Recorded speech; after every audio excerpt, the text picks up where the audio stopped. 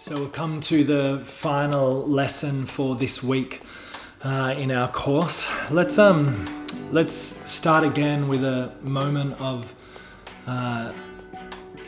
clearing the space, of choosing to become present again.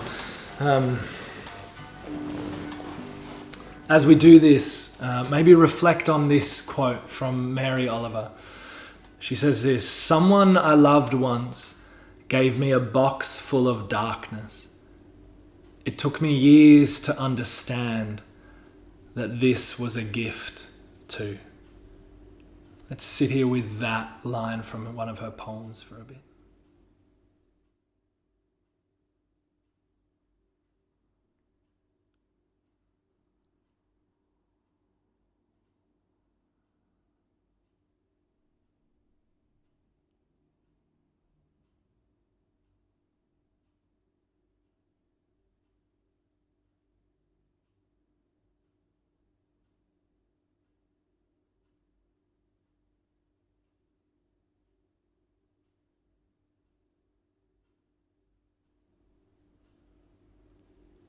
I wonder what boxes of darkness you've been given in your life, and whether you have come to, like Mary Oliver did, to the point of realizing that those two are a gift.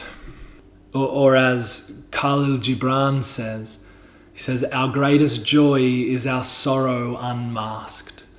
Our greatest joy is our sorrow unmasked. For both of these incredible, fantastic writers and mystics, they recognize something crucial for our lives, that in the darkness of our lives, we can actually find the joy, that the darkness might be a gift, that inside us, if we are willing to go to those places of darkness, perhaps we will actually find light there, and hope and joy and beauty, even in the midst of the pain.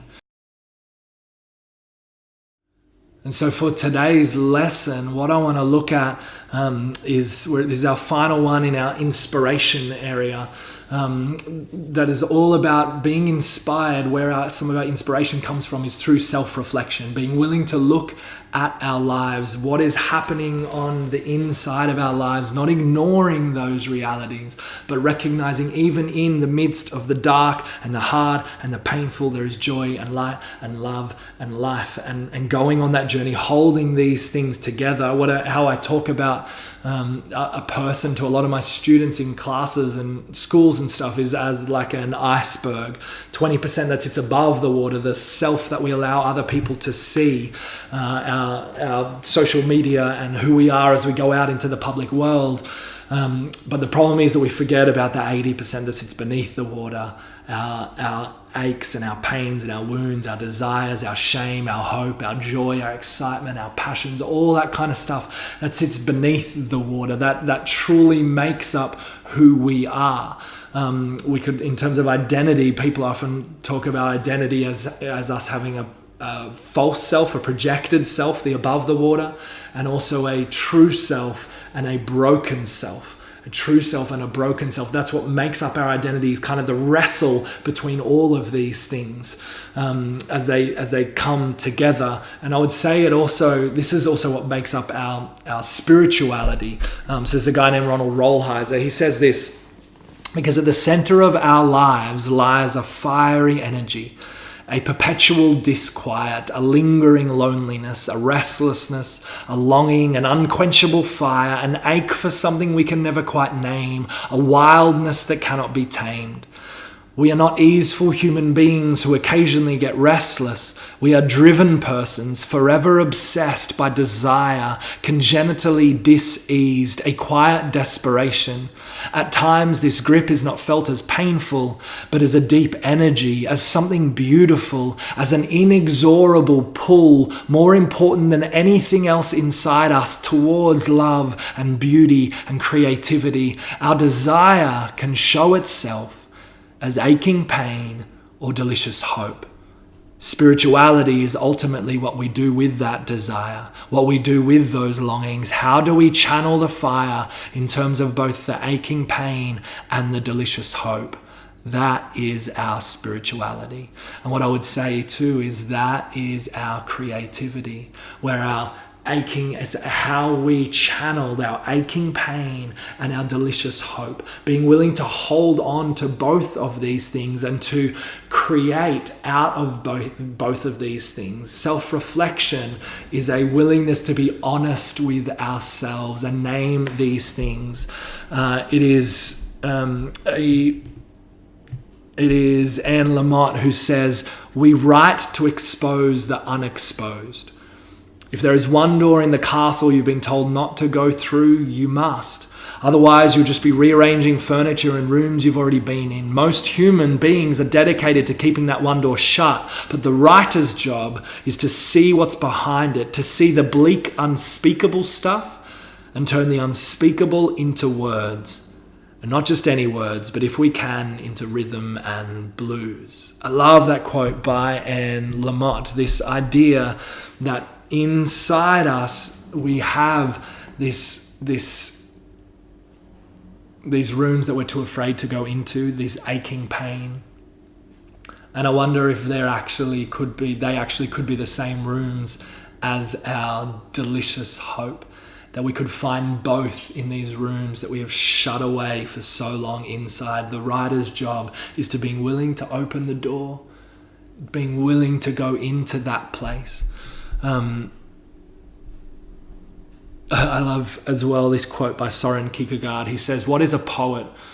An unhappy person who conceals profound anguish in his heart, but whose lips are so formed that as sighs and cries pass over them, they sound like beautiful music."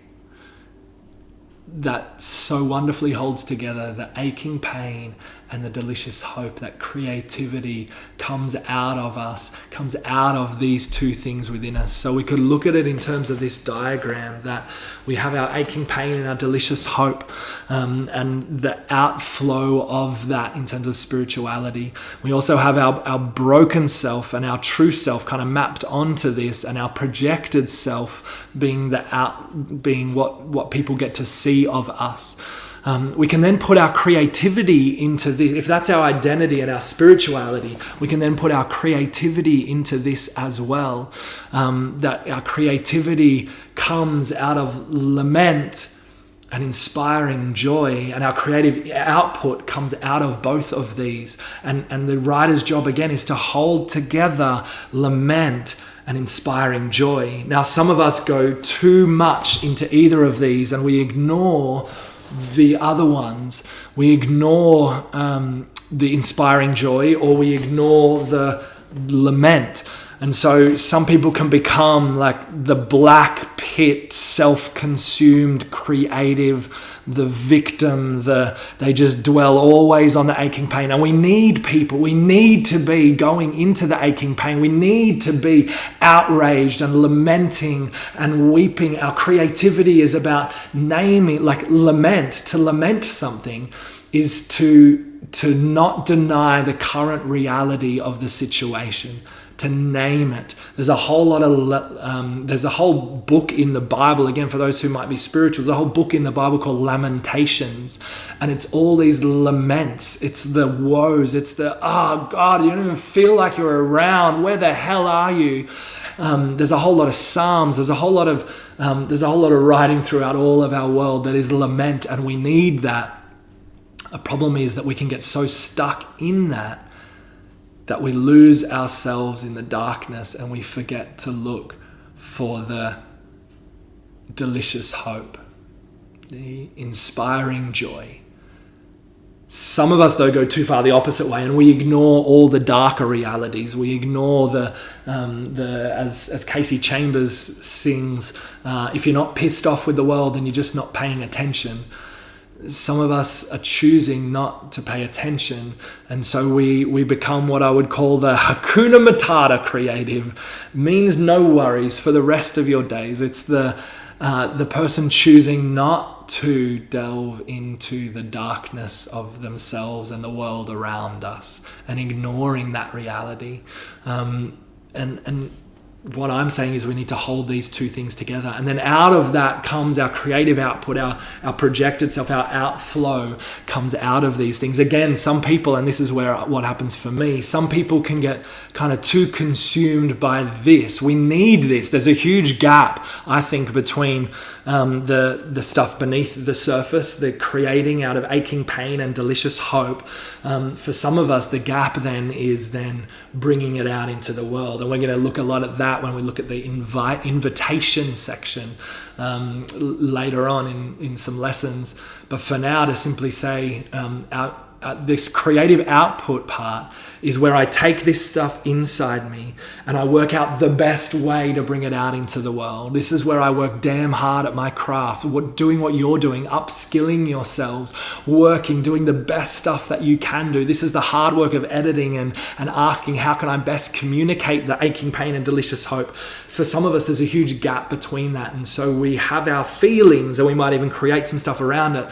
but we never go to the point of working out how to then bring it out into the world. Again, we're going to look a lot more at that later. For now, to say some people though can get so consumed with this area that they become kind of this highly skilled but fraud of a creative, where they're just presenting to the world creative things that they think the world wants to see of them.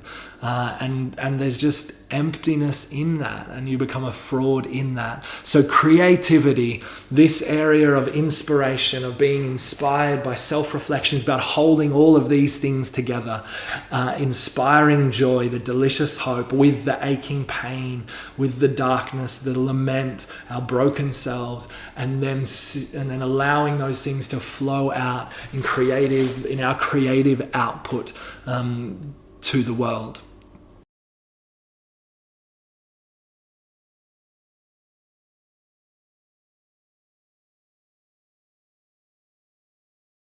So, as we come to the end of this lesson today, a whole bunch of the worksheet is going to ask you questions about this, about what which one do you go to easily towards? Aching pain, delicious hope, or creative output? Which do you give yourself too much to? Which do you need to spend more time in? And the creative challenge for today is I want you to spend time in the one that you're not used to. So I want you to write, I feel. I feel, and you can focus in on something within your life, do some self-reflection. Again, do it as maybe flow of conscious writing. Do 5 to 10 minutes of flow of conscious writing, starting with I feel. And if you're someone who always goes to the joy, I want you to go into the darker places. If you're someone who always goes to the darker places, I want you to go into the joy or the hope. I want you to see if you can do it. Find that thing in you that is either the aching pain or the delicious hope. And I want you to write into that and really flesh that out for yourself, your feelings around those things. That's the creative assignment for today. And to finish this lesson today, I want to read from my favorite painter ever that I just got to go into the Van Gogh Museum in Amsterdam just the other day. So I want to read a quote from him, from one of his letters to his brother. Vincent said this: "You must not take it amiss if I write to you again so soon. I do so only in order to tell you how extraordinarily happy painting makes me feel. When I'm painting, things present themselves to me in colour, which formerly I never used to see, things full of breadth and vigour. The uglier, older, meaner, iller, poorer I get, the more I wish to take my revenge by doing brilliant colour, well arranged and resplendent." So may you be able to hold together aching pain and delicious hope in your self-reflection. May both these things inspire you. Be willing to open that door that you don't go into and create out of that. I'll see you guys next week.